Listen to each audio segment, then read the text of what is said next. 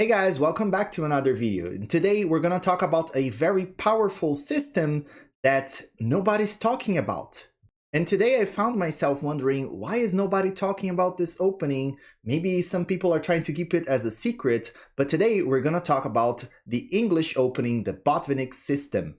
And what makes this opening so special is the fact that it can be played just like a system, just like the London system, for example, where you don't have to worry pretty much about what your opponent does, and regardless of what black does, you're gonna play pretty much the same moves. So you don't have to memorize that many variations to start playing this opening, you just have to know more or less where your pieces go, and you should be fine. So first, let's take a look at where our pieces belong, and then we can learn a little bit of the move order that we can change, and how we can play this opening as white.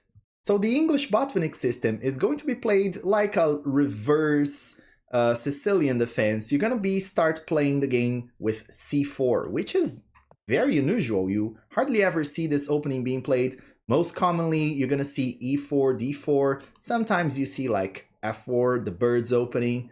And sometimes you see something different, but for example, knight out, but this opening is not very popular, and I don't see many YouTubers and chess coaches and masters and grandmasters talking too much about this opening, how powerful this can be, especially if you get your opponent unprepared. So we're going to be playing c4, and against that, more often than not, your opponent is going to be playing e5, and you're going to have, when you look at this position, what you have here is like a reverse Sicilian defense. This is the most common move by black, but you might see some other moves, such as knight first, or even like a symmetric variation, or some other crazy lines. The only move that you should be worried about, actually, that's gonna change a little bit your move order, is this one. So if your opponent plays this, you can just take the pawn, and after they take back with the queen, you have like something similar to the Scandinavian defense. Your opponent is going to drop the queen back, probably to the original position. You can start advancing your pawns, and you have pretty much the same position from a Scandinavian. Some minor changes, you just have this pawn missing instead of this one.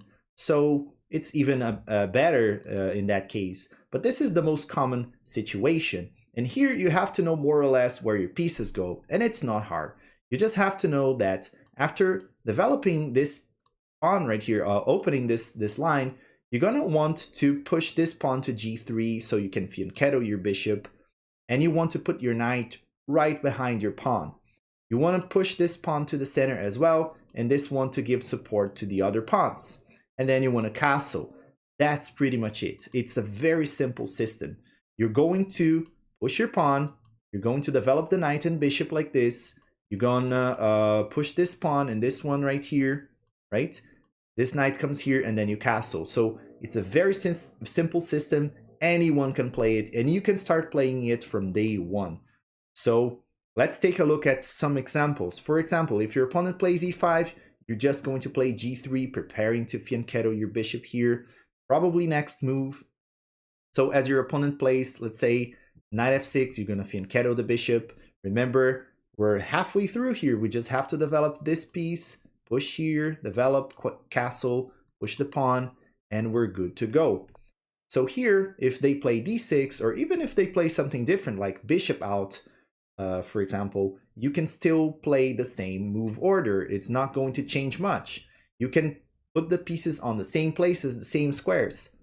So after d6, you can play knight to c3. Remember, where the knight belongs, that's the square. After g6, you're already expecting this move, next move, probably.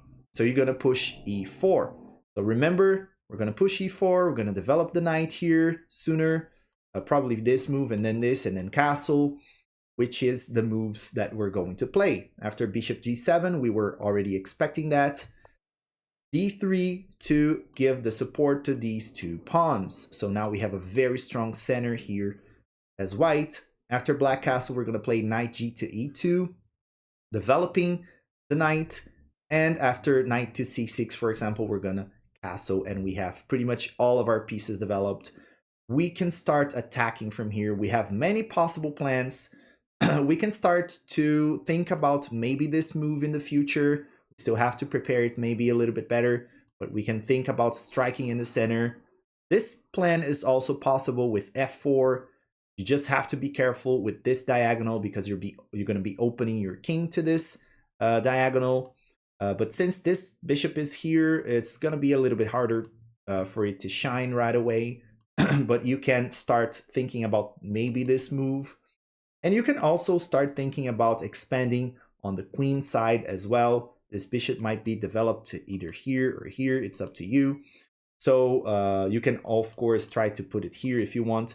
So you have many options here to play as white. Many plans. You can attack in the center. You can attack on the king side, on the queen side.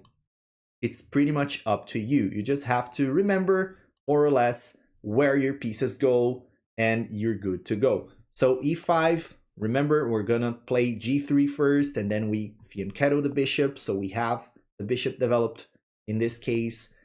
And then we're going to develop the knight and push the pawn to e4. And after that, we're going to secure our center here, make this very strong center. And after that, we're going to develop the knight and castle. And here we're good to go. We have developed our pieces.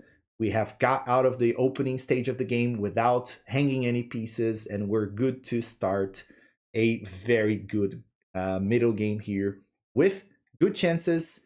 And the engine loves this position for white. It's a matter of, you know, learning the gameplay, the game plans for the middle game here. And I plan on making more videos about this opening because I hardly ever see people talking about this opening on YouTube. So maybe it's a great opportunity for me to talk about this one for you guys and show you how you can use a very simple system to start playing really good chess right from the get-go.